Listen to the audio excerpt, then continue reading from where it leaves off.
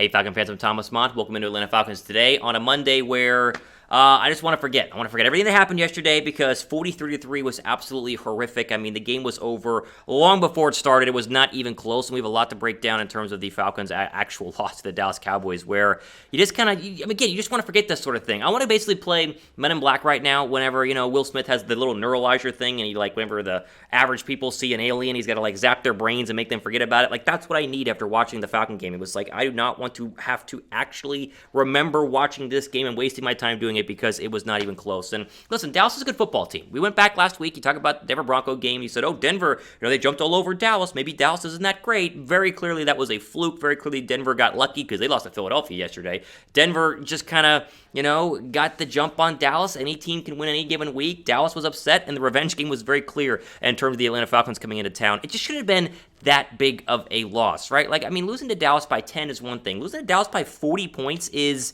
a completely different story and one that should absolutely not happen at all, and yet here we are. And so last week, talked a lot about the postseason. This week, not so much, because that's what the Falcons do, right? They're like this. We're high, nice win against the Saints, and then we go all the way down here where they get blown against the Dallas Cowboys. So, tough stuff. We'll start with this, though. Pin comment down below. Answer during the ad break. What was the most concerning thing you saw in the loss yesterday? What concerned you the most in a 43-3 loss for the Atlanta Falcons? Give me your thoughts in the pin comment down below right now. My initial thought going into this one was that Dan Quinn is probably going to have a decent game plan going against Matt Ryan because he had, 5+ years with Matt Ryan and so knew what Matt Ryan does well, knows what he likes, what he doesn't like, and sure enough, I was absolutely correct. Dan Quinn got his revenge. Now, we got to actually remember that Dan Quinn is kind of the reason why the Falcons are in the limbo state that they're at right now, the rebuilding year that they're in, because he was the one that was drafting people alongside Thomas Mott and presenting us with the garbage roster the Falcons currently have, and yet there's a reason why he was fired, and now he's defensive coordinator, but he's done a good job, and I think he did a really good job scheming against Matt Ryan. Excuse me, there was a lot more breakdown that I was listening to on one of the Falcons broadcasts saying that, Matt Ryan doesn't like doing this, and the Cowboys did all of that in terms of the game.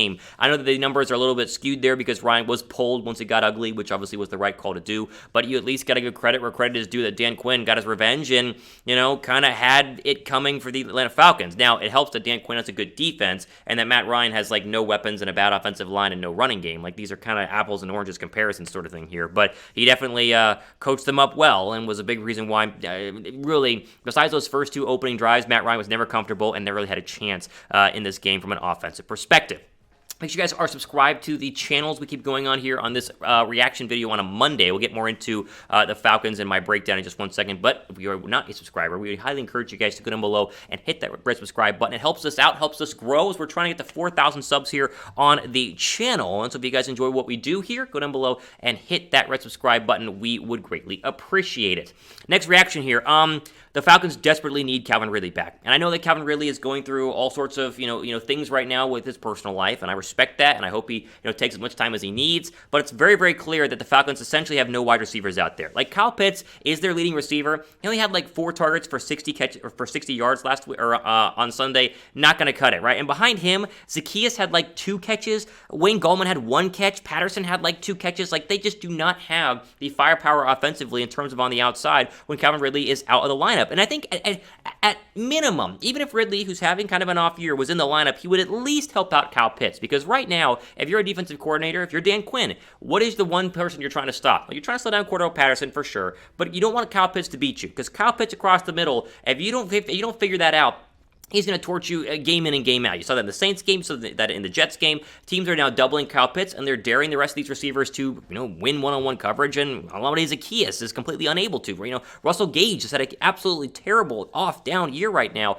I know that Ridley, again, is out for his own personal reasons. I don't want him to rush back. I want him to take his time. We can at least admit from a football standpoint that the Falcons desperately need Calvin Ridley out there. I know he's eligible to come back, I think, this week for the Atlanta Falcons, maybe Thursday night, but I doubt that he will. The hope is that maybe the week after he's able to come back, but again, what we're hearing right now in the ATL is that it's not necessarily a week-to-week sort of thing. It's kind of like whenever Ridley feels like he's ready to go, he'll come back. So, man, they need him back, though, because I think Matt Ryan at least needs a receiver out there to take some of the pressure off of, Kyle Pitts right now in terms of catching the football.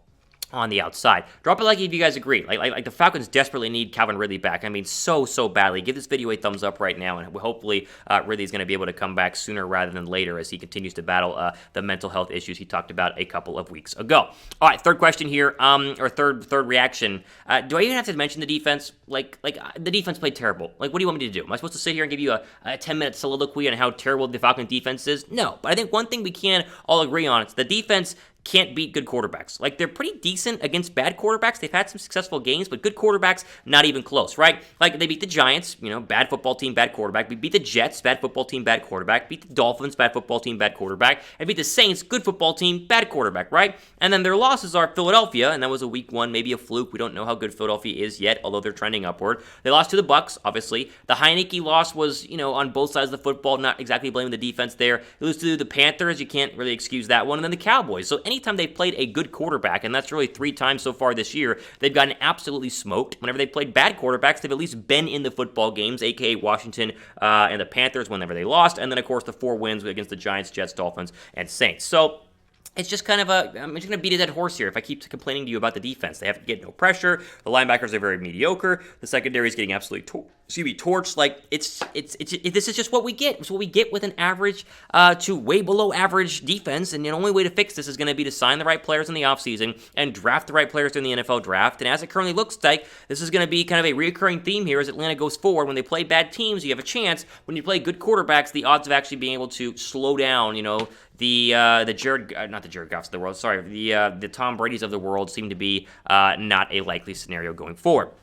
Now, what is something that I like is that the fact that our friends at BetUS have you guys a chance to get a 125% deposit bonus whenever you first sign up and bet on any football team in the National Football League. I mean, I was positive in my bets. I'll show you that in a second. First, go to chatsports.com/betfalcons. Use that promo code Falcons125. Get that 125% deposit bonus whenever you first sign up. I am back in the green, baby. I'm feeling good. I had some nice bets this weekend. Not pictured. I bet my Baylor Bears plus 5.5 against Oklahoma. Won that one, so that's kind of a little, bonus win right there. Jaguars covered against the Colts. Good football teams always cover, so thanks to the Jags for doing that. Browns, we'll forget about that. That was terrible. Falcons can even cover plus 10 against the Cowboys. Like, really, that was a lost bet. But Seattle Packers under snowy Lambeau Field. Good call there, Thomas. And then Philadelphia plus 2.5 on the road in Denver. They won by a lot more than that. So overall, a green week, and we'll call it 3-2, but really 4-2 because I bet Philadelphia.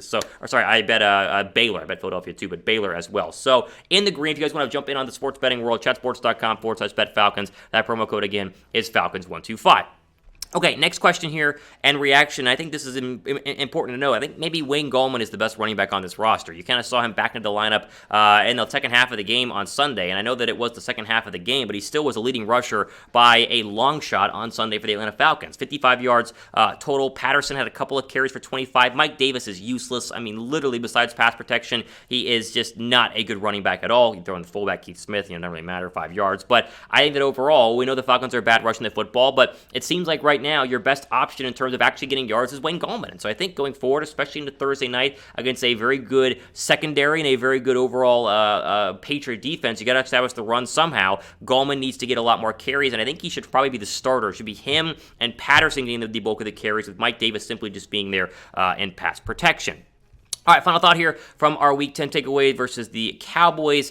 The Patriots are coming in hot. I just mentioned that it's a good defense. Overall, this is one of the harder games that the Falcons will play, and it's a short week coming up on Thursday night for the Atlanta Falcons as they go home, where they are just terrible at. We know that they've struggled mightily at Mercedes-Benz Stadium, but they take on a Patriot team coming off a massive win against the Browns, and they're playing some of the best football that they played the past couple of weeks. Mac Jones has had a fantastic month. He's playing some great football, and so if they can find a way to upset the Patriots, that'll go a long way in turning the season around. But the schedule is, 2 tough teams and then 3 easy teams, in my opinion. Patriots are tough. Jaguars are easy. Bucks are tough. Panthers with Cam Newton, I still think easy, but you never know. And then the 49ers, who are not good at all. But the Patriots are in the focus right now. A shortened week. You got to forget about Dallas and really get to work on figuring out how to slow down Mac Jones and company, because it's going to be a tough one on Thursday night. What do you guys have on Thursday night, by the way? You're taking Atlanta, you're taking New England. I think after that loss, a lot of people will take the New England Patriots. Type ATL down for Atlanta. Type NE down below for New England.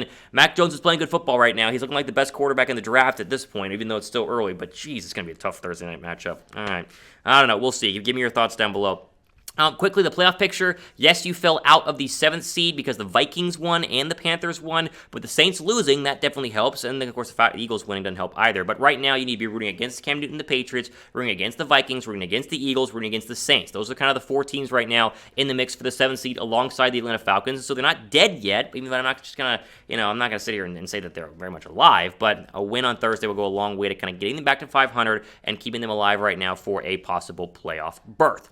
All right, ultimate for today on our Atlanta Falcons reaction video on a Monday. Plenty more coming up here as the week goes on. We get Richard ready for Thursday Night Football, including news and rumors and a mailbag video later on this week. So make sure you guys are subscribed to the channel for plenty more great content as we, again, are facing a very important game on Thursday night against the New England Patriots. Ultimate for today on Atlanta Falcons Today. I'm your host, Thomas Mott, signing off for the rest of your day.